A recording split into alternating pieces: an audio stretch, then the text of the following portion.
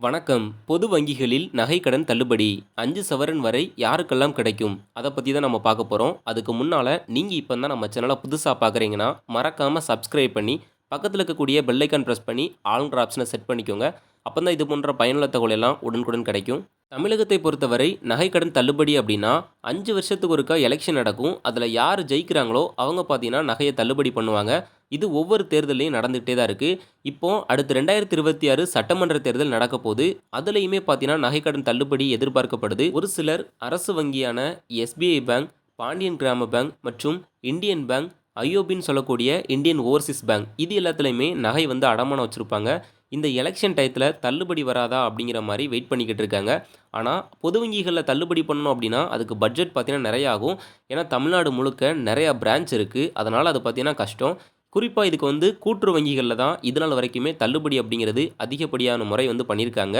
So, இப்போ கூட்டுறவு வங்கிகள்ல நகை வந்து வச்சிருக்கவங்க, இனிமேல் வைக்க போறவங்க அவங்க எல்லாருக்குமே பார்த்தீங்கன்னா, இந்த நகைக்கடன் தள்ளுபடி சம்பந்தமான அறிவிப்பு பார்த்தீங்கன்னா வெளியாயிருக்கு. தேர்தல் விரைவில் வரப்போகிறது, நகைக்கடன் தள்ளுபடி ஆகப்போகிறது என்ற பெருத்த நம்பிக்கையில் தொடக்க வேளாண்மை கூட்டுறவு வங்கிகளில் நகைக்கடன் பெறுவதில் விவசாயிகள் ஆர்வம் காட்டி வருவதாக தெரிகிறது.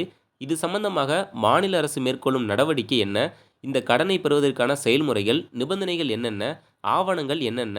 என்பதை பற்றி நம்ம தெளிவா பார்த்தீங்கன்னா பார்க்கலாம். கூட்டுறவு வங்கிகள் அதிலும் அதிகமாக தொடக்க வேளாண் கூட்டுறவு வங்கி, மத்திய கூட்டுறவு வங்கி, நிலவள வங்கிகள் போன்றவற்றில் வாங்குவதையே விவசாயிகள் மிகுந்த ஆர்வம் காட்டுகிறார்கள்.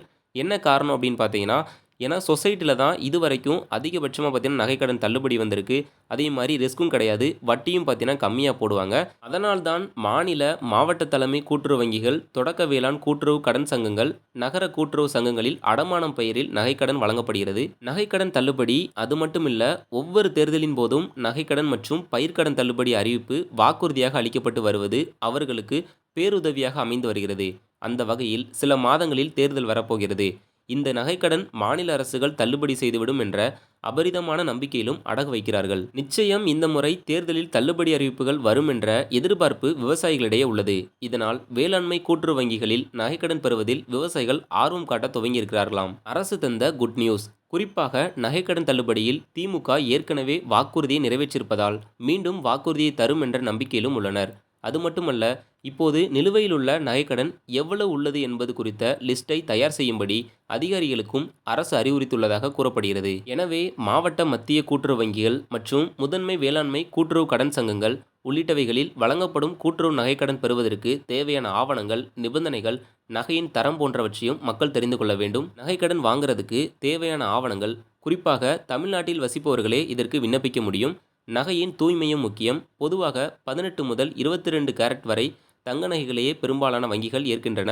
சில சமயம் நாணயங்கள் அல்லது தங்க பட்டைகளை ஏற்காமல் இருக்கலாம். விண்ணப்பிக்க வேண்டுமென்றால் ஆதார், வாக்காளர் அட்டை, பான் கார்டு, பாஸ்போர்ட் போன்ற அடையாள ஆவணம் ஒன்று கட்டாயமாக தேவைப்படும்.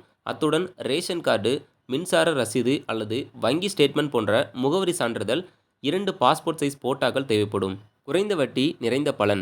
நகை மதிப்பீடு வங்கி அங்கீகரித்த மதிப்பீட்டரால் செய்யப்படும் என்பதால் அதை தனியாக எடுக்க வேண்டியதில்லை.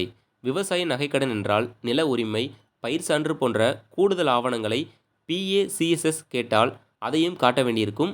அனைத்து ஆவணங்களின் நகல்களையும் கையெழுத்து போட்டு ரெடியாக எடுத்துக்கொண்டு போவது ரொம்ப நல்லது. விண்ணப்ப படிவம் நிரப்பும்போது நகையின் எடையும் தூய்மையும் பார்த்து கடன் தொகை கணக்கிடப்படும். சில இடங்களில் அதிகபட்சம் 1,00,000 ரூபாய் வரை கடன் வழங்கப்படலாம்.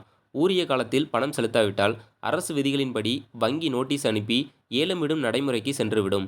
ஏனெனில் விதிமுறைகளை சரியாக பின்பற்றினால் குறைந்த வட்டியில் நிம்மதியாக கடனை பெறலாம். இதுபோன்று நகைக்கடன் தள்ளுபடி சம்பந்தமான தகவல்லாம் நீங்கள் உடனுக்குடன் தெரிஞ்சுக்கணும் அப்படின்னு நினச்சிங்கன்னா நம்ம சேனலை சப்ஸ்கிரைப் பண்ணி ஃபாலோ பண்ணுங்கள். வீடியோ பிடிச்சிருந்தா லைக் பண்ணி உங்களுக்கு தெரிஞ்சவங்களுக்கு ஷேர் பண்ணுங்கள். அவங்களுக்கும் யூஸ்ஃபுல்லாக இருக்கட்டும். நன்றி.